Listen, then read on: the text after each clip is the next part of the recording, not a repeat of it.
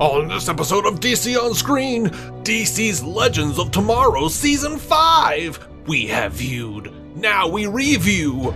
Words are exchanged, opinions are proffered, feelings expressed.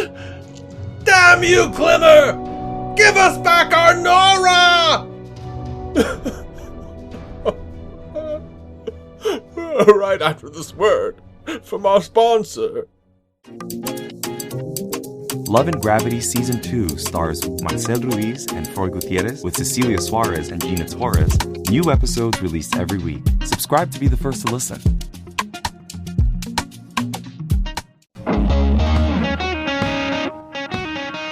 Welcome into DC On Screen episode 601. On this podcast, we talk about the DC Comics multiverse on film and television, give honest opinions on projects upcoming and past, and believe that every version of a property is valid, even if we really don't want it to be. If it's been released, it is fair game, so beware of spoilers. And welcome to the show. I am David C. Robertson, and this, the man with whom I travel space and time in search of exotic looms, Jason Goss. Hello. Legends Season 5, man. Never thought we'd get this far with the show. I mean, Season 2 we thought was maybe going to be? Yeah. Okay. I think we thought every season was going to be canceled. But here we are. I mean, look, remembering, I think after Season 1 we thought, I don't know about the showing, but I think they'll give it another go. And then after, ratings-wise, it looked like after 2 they were going to go. But nope, this is the show that keeps on giving. Yeah, and I feel like I got what I wanted in some regards with less Mona. I don't like Mona. Mona makes me grona. I'll tell you this, though. I like that far less than I like Mona. I'll take a Mona every day after what you just said. Oh.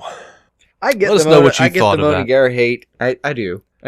Yeah. Because they seem like sidebars. They seem like side characters. Gary, in particular, seems like he's acting over nervous every time you run into him, and then will just be like inexplicably capable of great things. Well, there are different versions of bad, in my opinion. Like Gary started out as kind of fun and charming, and then turned into a wayward character that Ren and Stimpy might run across in one of their cartoons. I'll tell you though, started out as that and turned into something is pretty much that's pretty much what the show's done. Mm-hmm. It starts out, most characters, frankly, on this show start out as someone you're not sure about, and I'll give the show this for sure. Most of the characters on this show at this point, I'm pretty happy with. I'm pretty I'm rooting for them. The whole new thing. Yeah, I would agree with that. I love Bayrod. I didn't think I would because I was very sad to see Zari 1.0 go. Yeah. I like, Zari Prime or Zari 1.0. Yeah, I liked Zari 2.0, honestly. Not as much. She grew on you though, right? She grew on me, but my God, Such that is the actress, way. Talia Ash, she has got some range. Yeah, she really does. She really does. That could also have been a got, character that was just annoying and with no redeeming values, and instead she made it something different that I was, again, rooting for her. But yeah, she played it very differently. When they introduced that version, of the 2.0 version of her character, I was like, oh man, you guys are going to ruin my crush. But they didn't. Nope, still there. Still into Speaking of which, God, I'm sad to see Ray and Nora go in this season. I hate it. There's no call for it. No call. I don't know what the call for it was behind the scenes. On screen, they made it work. They made it work, but I know that they didn't want to go.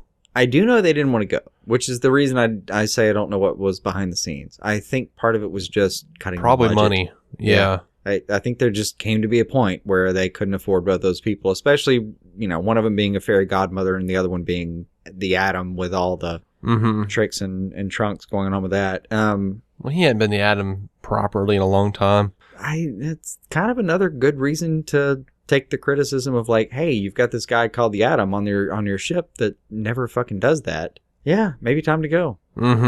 Also, him saying goodbye to Nate, I wept. Yeah, I teared up, and I teared a little bit, but I had trouble just because I know he didn't want to go. That was, normally I fall on the side of, no, sometimes whether an actor wants to go or not is best for the story, or if this is what the showrunners wanted to do, or this is, I favor the creative decision over an actor's personal wishes. Sometimes you need stakes. Sometimes something has to happen. Sometimes the storyline's just kind of dead out and you go, well, let's just move on with this. And then sometimes it's budgetary reasons. Yeah. I don't think it denigrated the story that much, but to have someone with that much magic around, and it's something that we've brought up a few times, is like, Ray is just off the chart smart. Mm-hmm. And they kind of dumbed him down to be on Legends. Like when he shows up on Arrow, he's just out of this world. He's a beast. Yeah, he's a force to be reckoned with. And by the time he gets to Legends, he's a bit of a pushover in a way, especially emotionally. And he's, someone who's got a gluten, thing. And they give him all these little, these little nuances that make him seem more comedic than what we met. And that's fine. There's a lot of characters in the Arrowverse that have done that. Well, to be fair, they started doing that on Arrow because that's why he and Felicity got along so well, is because he was a geek and he had all these little geeky things, and he just happened to be now in an adult Adonis body, but and it was smart as shit. But I mean, dude had an IQ of like 180 something. I don't feel like they dumbed him down so much as they just made him a silly, goofy, geeky person more than he was. But that was part of the beauty of Ray's growth, though, is because when we met him in Arrow, he was deeply broken and was it was a much darker story. He was still dealing with the death of his fiance, so yeah. And luckily, I don't necessarily mean dumbed him down as in that. I don't think they made him like they didn't Brita him. Mm-hmm. Like in Community, when you meet Britta, and then they make a joke about it later in the show where she just becomes this farce of a character in a certain way. But I love both versions, but still. In television scholarly circles, it's referred to as EMS, Eric Matthews Syndrome, from Boy Meets World. Oh! At the beginning of the series, Will Friedle's character is, a little bit of a slacker. The older brother of the protagonist of the series, but a little bit of a slacker. Good-looking kid, though, popular. Later, just playing with squirrels. He can apply himself. He's literally playing with squirrels. Did you know about that? You told me about it. Oh my god! Like, yeah, he's mentally challenged. About 4 seasons in, like he seriously has some sort of issue. Like, there's no. It's the weirdest character arc. To pull the thread back through Community, there's a scene where Britta says something really stupid, and Jeff just says something like, when I met you, I thought you were smarter than me. It's a great line. It was. It was a great lantern, too. Yeah, but with Ray, he was just... Like, this guy was ready to take on Arrow, and did successfully take on fucking Oliver. And then turns out, after all that, he became, I don't know, the humor beat instead of I can solve this kind of thing. Like in every show, there are moments where you're going to advance the plot because someone figures something out, and then there are moments where you're just kind of like doing a joke. And him and Nate, as much as I really did love them, they were a great bromance. I loved it. But that kind of became his role for a little while there. Like, at least, a year and a half, maybe 2. Whereas, like, it seems like some of the times he could have just walked in there with Gideon and just sorted the shit out. Yeah. Given the earlier version of the character that we saw.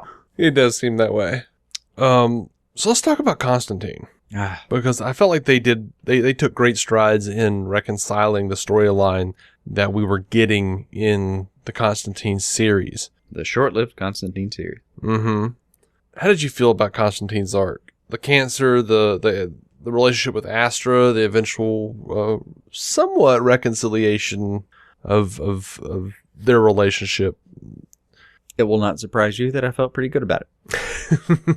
Well, I know we last year had kind of a problem with Astra because she wasn't a good actor back then.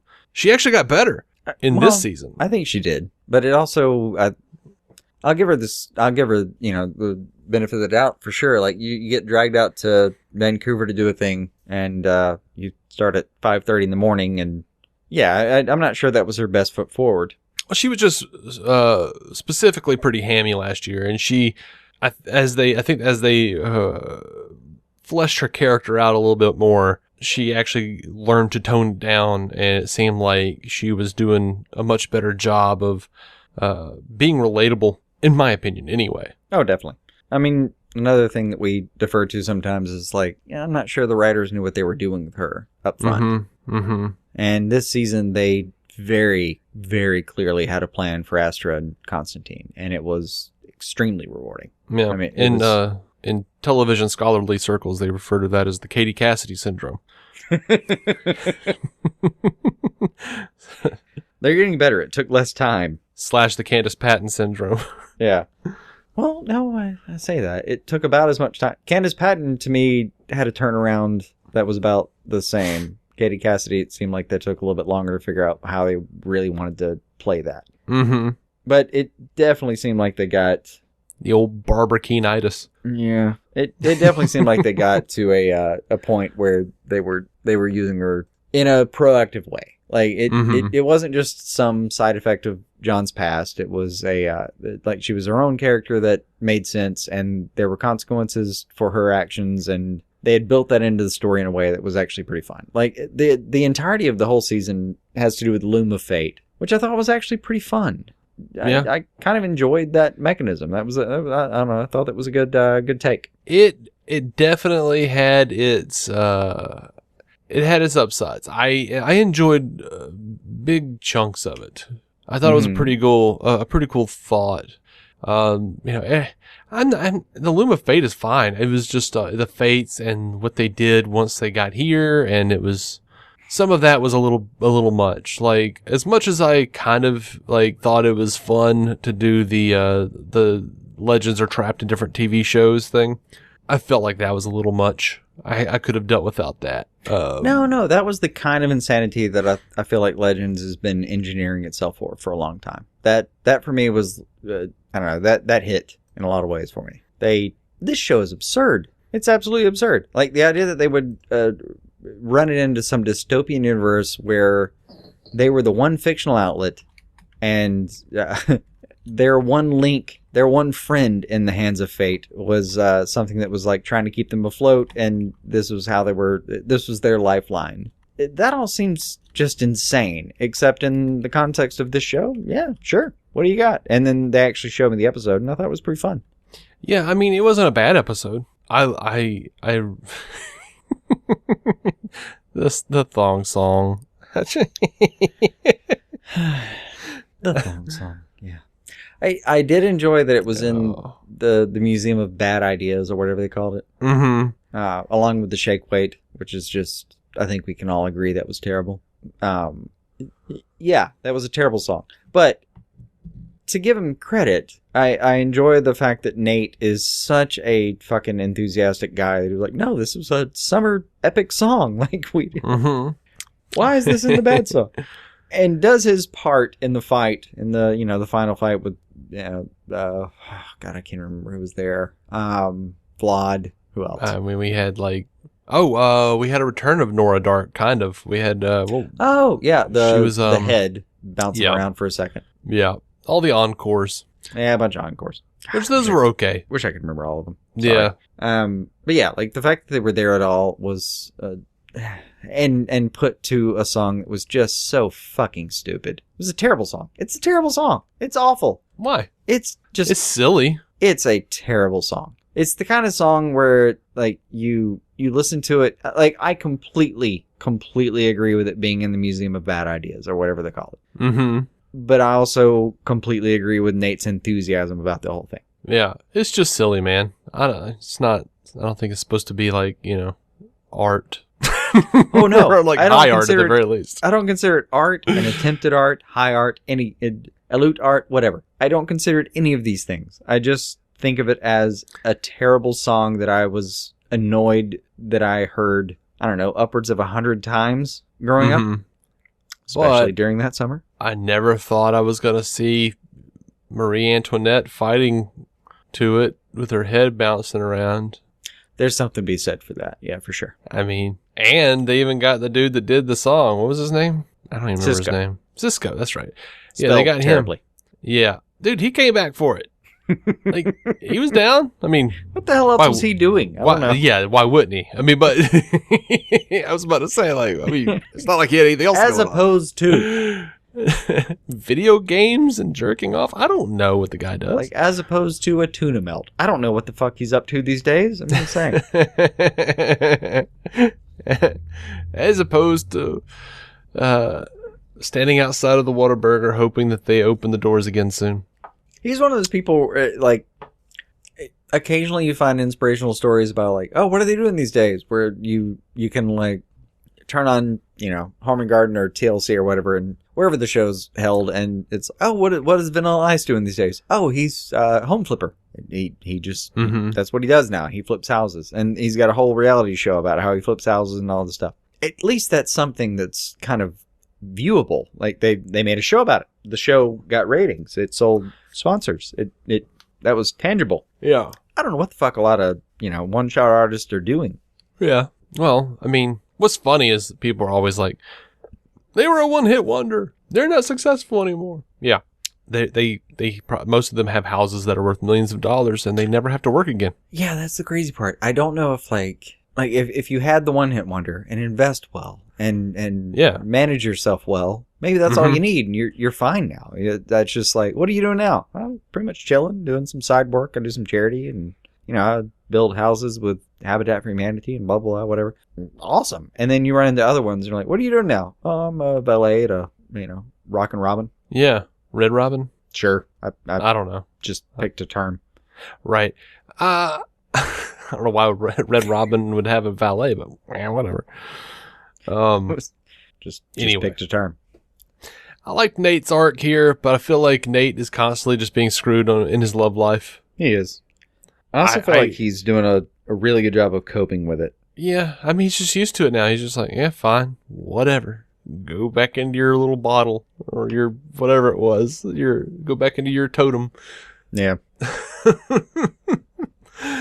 I want Zari 1.0 back. I don't want that to, like, I think that'll probably be used to get Nate off the show though. He's gonna go live with Zari in the totem or some horseshit. I'm serious. It could be. I'll give him credit though. Like, Nate has always been such an enthusiastic character that if he just threw us into something else now, I think I'd believe it. Mm-hmm. I don't think he's tied down particularly hard. I don't know, man. They seem to really sell that Zari storyline with him. They do, but give him another season. I don't want him to find somebody else, Jason. I want him to be with Zari. I get it. Me too. But, give him some time. Find something else for him to do. I loved Mick's arc. I loved that he was constantly trying to impress this daughter. I love that he made a daughter and then became a dad and just like went through. We had a whole episode where he was like montaging, going throughout the years and trying to change history and be a better dad, and he kept screwing it up. I love that. I thought that was great. It was really interesting to watch him, knowing his entire history in this universe. It was really fun to watch him get to the point where he's like, I'm a dad. Okay. And he gave it his fucking best. Mm-hmm. He really does try. To the point that I'm pretty sure they saved some money leaving him out of some episodes because they just have him come in and say, like, I'm going to a recital and bounce for the entire episode. But they made the story work in that, yeah, I really did care about him and his daughter. Yeah.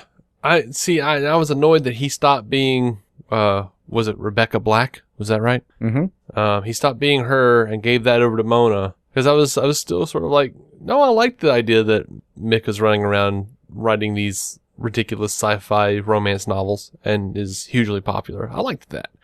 I mean, yeah, but there was a limitation to that story. A little bit. I mean, I don't know why he couldn't just stay in that role. Yeah. We don't have to do something with the storyline. He could just be like, I'm writing my novel now. Go away. Like, that's still funny. That's still interesting. And, we could have him deal with writer's block instead of just being like, oh, people say I suck now. Here you go. or whatever it was. I also kind of liked that they wrote him as somebody who's like that his character is popular, or his characters are popular and they resonate with certain people. And as a novelist, he's got like this confined, really loyal fan base. And outside of it, it kind of means nothing. Mm-hmm. Which feels so right for Legends. Mm-hmm. Like, there's a couple million of us who are watching this, and then short of that, it's not really. Yeah. Made sense for the show. Also, it made sense that they moved him onto something that was more meaningful in a way that, like, I enjoyed watching him with his daughter several times this season. It was actually kind of rewarding, kind of fun. And personally, I kind of understand, like, I kind of get the whole, I have a daughter, I'm not sure how I'm supposed to do this, and I'm just trying my best kind of vibe. Yeah. So, like, later, and he was like, well, I just don't have to go, I'm out of this one. I have to go to a thing. I was like, yeah, I get that. You gotta go to a recital for something. You don't understand, but you're going there anyway, because that's what you have to do, and good job. Mm-hmm. All right, so we have Sarah blinded by a fate, and she could see the future. I dug all of that. I really liked her seeing all the ways everybody was dying. That was good. I liked that she knew when she was going to die. All of that was done really well, I thought. Made for my favorite part of the zombie episode. That all reminded me of Shaun of the Dead, honestly. Goddamn right it should. That was they called that episode I Am Legends, but that was a Shaun of the Dead send-up for sure. That's how I felt. Yeah. I was really happy with that. Yeah, it was a good episode, though, and it was, they gave people good deaths, if there can be such a thing. Only one I had a problem with, all right, so, Nate, like, is there a point where he can't still up? That was the only thing that was confusing for me. The budget won't allow him to. I guess. At some point, he just runs out of funds and turns back into a normal human and gets bitten. Yeah. The thing about Legends for me right now is I need stakes. I don't just want a romp. I want stakes. Like, it's fine that, Sarah got abducted by aliens here at the end. I don't know what the hell that means. I don't either. I kind of don't care. Like, I just feel like, prelude to another romp. Feel like we might have had an explanation to that if everyone had gotten to finish shooting, but no, I think they were done. You think so? Yeah, that was it for them. They had already, like, that was the news. The news said that they were already done before that happened. I will tell you that my favorite shot of that entire scene in the last half of that episode, the last whatever of that episode, is Matt Ryan just like leaping over the shoulders of people, yelling at the top of his lungs. I felt like, no, that's a guy who understands like dive bar punk culture. Oh yeah, absolutely. I mean, he had his own band. Yeah. Yeah, man. I liked Charlie. I liked that she's gone now. Like, I don't know why I like that she's gone now, but I think it's important for this show for people to move on, even though I don't like that Ray and Nora moved on. They gave her a good arc. It's something the show's really good at, though. Is like, how many people are still there from when we were starting? They've made a lot of changes, and early on it seemed like it was cheap, and later it seems like it's more meaningful. I feel like they're rotating now, and they have a better idea of when they're supposed to do it. Yeah, as much as I enjoy how silly the show can be, I really do I would like for them to get back to a little more serious. Like, my happy medium would be like Angel season 5. Like there were lots of really funny, zany, ridiculous Legends of Tomorrow type things happening in Angel season 5. Yeah, I hear you. We're living in a post Bebo world where it's not going to happen. Well, you can have Bebo. Hell, we had Puppet Angel, but I know, and that was like a one-off weird episode where it was really enticing because they made it work within the narrative they'd already constructed. It wasn't. But then we also, Bebo was God for a while. Get a dying Wesley asking Illyria to lie to him as he passes away. Like, there are a lot of trade-offs. Like that. That scene broke me. Yes. I need darkness, and I need there to be stakes. Importantly, you could be silly, you could be crazy, you can Ben Edlund that shit right the hell up, put the tick in universe. I don't care. But give me stakes. Make me care. And the most I cared this season, honestly, in Legends was as far as like just actually being invested, not just like going, oh, sure. I guess my wife will be like, we have a Legends. And I'm like, okay, cool. But it's not like, oh, yes. It's just like, okay, cool. Well, I'll tell you this, though. There are changes. Like, we don't have the same people that we had when we started. No, we didn't. And we don't. That's for better or worse sometimes. And then there's, insanity, like the zombie episode. It's, that was crazy. But you got to see all of them die. Now, it didn't mean anything. You knew he had 2 more episodes. 2 or 3 more episodes. Either way, you knew he had a couple more episodes. You knew it was coming back. They even made it a point in the episode that I trust you, you'll bring us back and all that. You knew the entire crew didn't just die in a zombie episode. Right. That wasn't an example of stakes. Mm-hmm. But I will give the show this. When they write characters off, they give them due credit. They rarely just write somebody off and it's... Yeah. Actually, I can't remember any time where they just wrote somebody off and there was nothing happening. Right. You're right. They do stakes in some ways. Like, Stein passed away. We got, who else? I mean, even Franz just strolled into the distance and started his own life, but they gave him, an episode to do that with. Snark's death was as meaningful, as a death I've seen on the CW. Mm-hmm. And I think it was probably the most. For years with Mick dealing with it. I love Mick's character. I love how he's grown and changed. But yeah, I think I just want the show to be about something now. Like, I want a little more, I want more stakes, but I also want the show to be about it. Be about something. Don't just be like, well, we're in this mess now. Like, I was getting really excited when we came across like, we're doing, Constantine has lung cancer. We're doing that storyline. Oh, that was a really good turn. I enjoyed that. Yes, a lot of that was also really great good. Acting all around. Oh, everybody absolutely. Involved in those scenes. Absolutely. How do you feel about him and Zari 2.0 being together? You think that's just a hookup? You think it's just a hookup? You think they're going to actually like try to make them have a relationship? It's Constantine. It's the hookup. You think? Because they didn't feel that way at the end of the season. Just think it's Constantine. So therefore, like I think it. Yeah, but he was give with me a that. prediction. It's going to be a thing I'm annoyed by because it's a romance that I feel like should be a hookup. But he was deeply in love with that dude and who got sent to hell. That was some dark shit. Yeah, that was some dark shit. So, he's not incapable of it. Oh, no, he's not incapable. But Constantine, even in this show, like not even given his character, like even in this show is a guy who's just like jumping from lily pad to lily pad kind of thing. Mm-hmm. Like he's just staying afloat barely. Mm-hmm. So when he moves on and leaves somebody, I'm never surprised. Like if him and Zari 2.0 aren't a thing, I'm not going to be surprised. Mm-hmm. And it'll feel right for me for the character. Right. I mean, if they decide not to, I'll get it. Yeah. I mean, sure.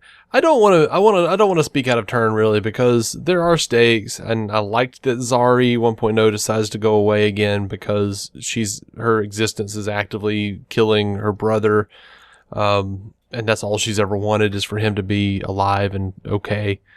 I liked all of that. That was really good, and I loved that Constantine and like basically gave Astra a second chance at life, and I really liked her. That scene around the table when they're joking about what would you do if blah blah blah, and then is it Zari that calls him on? Like, no, seriously, dude, what would you do? Mm-hmm. And he just kind of says something along the lines of like, I'd give Astra another chance, and I'd make sure I was nearby to make sure nothing fucked with her. Mm-hmm. It was, I'm paraphrasing heavily, but it was a really cool scene. It was a good moment for a lot of those characters. Yeah, that redemption arc, I felt like needed a little more spotlight, but I really like that we got to see it at the very least. Yeah. The only thing left for me is Constantine and his mother. I mean, don't get me wrong, the Rising Darkness. Yeah, I want to know about the Rising Darkness. Is one thing, but they toyed with it in his introduction. Mm-hmm. So there's an argument to be made that we've dealt with that, I guess. Mm-hmm. If you wanted to argue it. But like him and his mother is a thing. Him and I forget what the name of the guy that he left behind. Gosh. He did a ritual to like confine a demon to him. Mm-hmm. It was a really rough episode far as the ending of that episode was one of the. It's one of the reasons I tell people to watch Constantine. Is like he brings this guy in from the initial incident, and all that. Mm-hmm. There's that. I don't remember that guy's name. But yeah, I want to know about. But you remember him like drinking scotch and looking at the mirror later and just staring at him and just nothing to say, just staring at him and sharing the despair. Mm-hmm. God damn, that show was good. You know, we're not getting Charlie next year. Sure, she's out. She's gone. As far as I know, Matt Ryan is still kicking around. Yeah, haven't heard it otherwise. Mm-hmm. I would love to get Harold Perrineau back as Manny. Oh, hell yeah. I want to see that cat. He could be a legend. Like, they could be begrudgingly working together. I'd love to see Zed Martin again. I don't remember her name. Nope, it's not there. I'd love to see Chaz. No recall. Yeah, but I want to see all the characters for sure. Absolutely. And honestly, if there was a show where you could just throw a random fallen angel onto the show, Legends could totally house this. Yeah, and I want to know what happened with the Rising Darkness. I do. I absolutely do. God, it's something we've been hitting for like, what is it, 4 or 5 years now since Legends or since Constantine was canceled. Is like this is the format where they could hit it. They could finish this song. Yeah. Do a quick reprise and let's wrap it, man. Let's figure it out. Which they took great pains in doing a lot of that this season, and I am appreciative of that and enjoyed a fair amount of it. They did a good job. I really have enjoyed Esther's arc. I felt like I got a lot of what was left out from watching Constantine originally. Mm-hmm. And that made me pretty happy. Even the thing with the Fates and her being involved with the Fates and the recruitment thing, that was a pretty good storyline. I was really happy with that. Mm-hmm. Honestly, most of the characters had a pretty good arc. Yeah. I'm pretty sure my favorite singular scene, and it's silly as hell, my favorite singular scene of the entire season is that fantastic performance from Ava as she's singing, and then it turns out she's just like super drunk and really bad. Oh, yeah. Yeah, that was good. I mean, oh my gosh. Like so many people, I'm sure I felt personally attacked, but yeah, that was fantastic. Mm-hmm. And I will say though, as far as hating on Gary, I did really enjoy the Gary gets a dog and then it turns out it's a hellhound thing. Actually, I enjoyed the rabbit Gideon thing also. Mm-hmm. And my favorite moment from him this season was in the middle of being tortured, dude showed some backbone and just did that obfuscation spell. Mm-hmm. When they're doing positive character reinforcing things, like actually like remembering, oh yeah, he was once an actual person that we were building on instead of just making him a caricature. When they actually go forward in those capacities, I'm really happy with Gary. I'm like, yeah, okay, cool. He showed some backbone. He balled up. It was a good deal. And then like in the next episode, he's like, whoops, I did a stupid thing. And yeah, but I'll tell you this, I would not have liked that demon dog shit nearly as much if it wasn't Son of Sam's dog. Oh my God, that was a good tie-in. It was a good tie-in. It's something I've loved about the show in general is you can tie in all this. Not Marilyn. Sorry, Charles Manson. Another one of the people that I forgot was there. Caesar. Was he? In the last scene, this. Okay. God, Genghis Khan. Genghis Khan. All the people that we forgot to mention several minutes ago. Yeah, well, like when you take some time and actually mention why these characters have developed, it's obviously the best thing. Mm-hmm. It's one of the only things the show does that it makes sense sometimes, but other times it kind of halts the character development. And I'm not sure what the trade-off is there, but yeah, they could definitely they could have like taken Gary along faster and harder than they have. And I think less people would have a problem with him. Like, there are people that just genuinely hate Gary and Mona. Mm-hmm. Part of me gets it. Part of me thinks more than part of me gets it. They're building on something. I don't think they're building on anything right now. Every once in a while they do something, and I'm like, oh, okay, good. And then they go, it's one step forward, like 10 steps back. Yeah, but honestly, in the CW, if like 3 or 4 episodes in, or if there's 3 or 4 episodes between building on a character, that's a pretty good ratio, frankly. Sometimes. Yeah, sometimes, Maybe. sure. Look, what was I going to say? Oh, yeah. Dude, I was totally like, you can disagree with me because I know you weren't thinking this. I just know you weren't because no one was. Okay. I was distracted during the Rasputin episode because I just kept thinking, if this was on DC Universe, they would totally have gone full Doom Patrol and just made him a metahuman with a sentient dick. Because Rasputin's cock is a whole thing. To borrow a phrase, that dude fucked. Dude fucked hard. Like, there would be an entire side story. Like, that would be the B or C story of that episode, was how hard he fucked. Mm-hmm. Yeah, man. He got it on. It was a bit missing. Also, the eyes weren't quite crazy enough for me. Yeah, the guy they got playing him, he just sort of seemed like a guy who liked the idea of Rasputin. Possibly, yeah. Like a modern day version of a guy who just really dug the idea of Rasputin. It was like, you know what? I'm going to do the look. Yeah. But that guy had, in the pictures that I've seen, he had a look on his face. Like he could look into the camera, look into, whatever. But when I've seen pictures of that guy and he looked into the camera, I was like, that guy's he's somewhere else right now. Mm-hmm. He had an ethereal affectation to how he looked in cameras that were 100 years old now. I cannot imagine. Like, the powers of Tom Cruise and Gary Busey combined coming to some kind of middle point where, like, Ron Jeremy gets involved at that point. I don't know how to recreate that kind of character. Yeah, I don't know, man. Yeah, but you're right. He looks crazy as shit. Those eyes are insane. You can look at those pictures now, 100 and some change later, and those pictures, like, they do something to you. I mean, I don't know that they do anything to me. I say, hey, they look creepy. They will make you feel uncomfortable. That's a kind of power. Like, imagine, I'm looking at them right now, and I feel quite comfortable.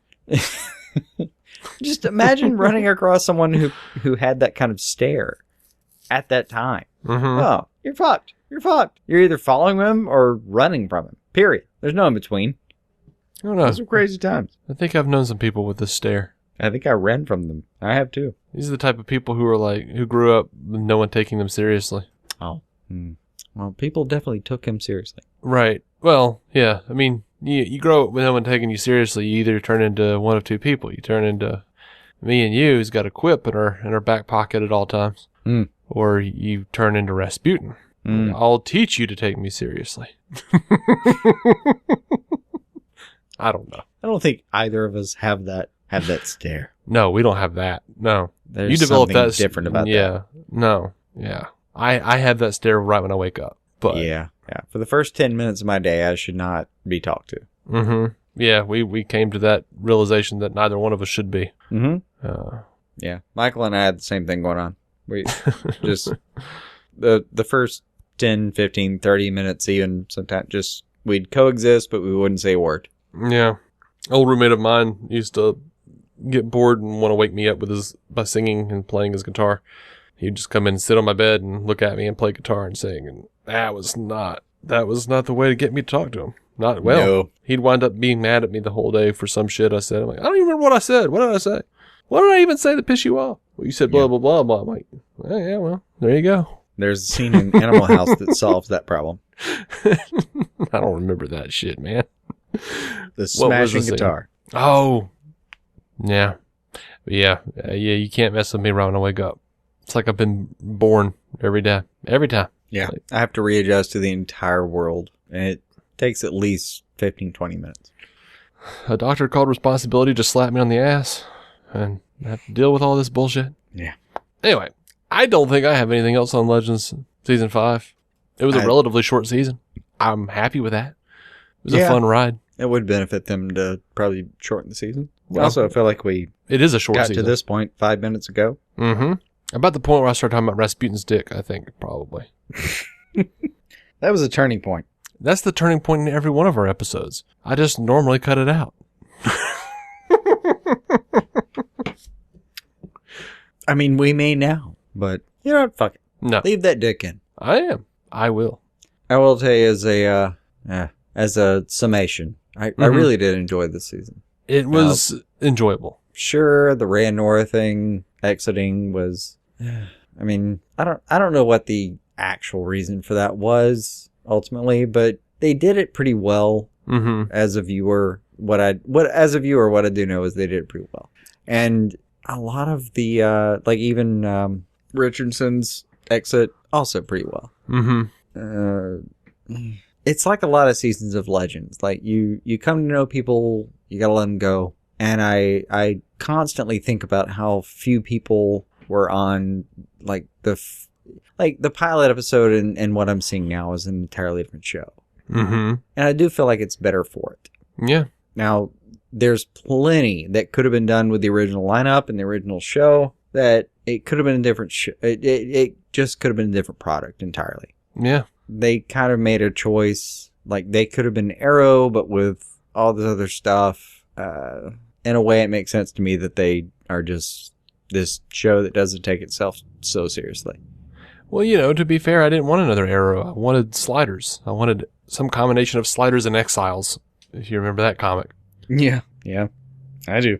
Or maybe Sliders or a combination of Sliders, Exiles, and Quantum Leap. Yeah. Whatever.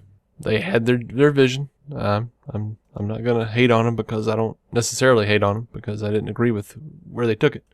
I've enjoyed this, these last couple seasons more than most. Yeah. Anyway, we're DC On Screen. You can find every episode at DCOnScreen.com. You can also check out our Patreon offerings at patreon.com/DCOnScreen.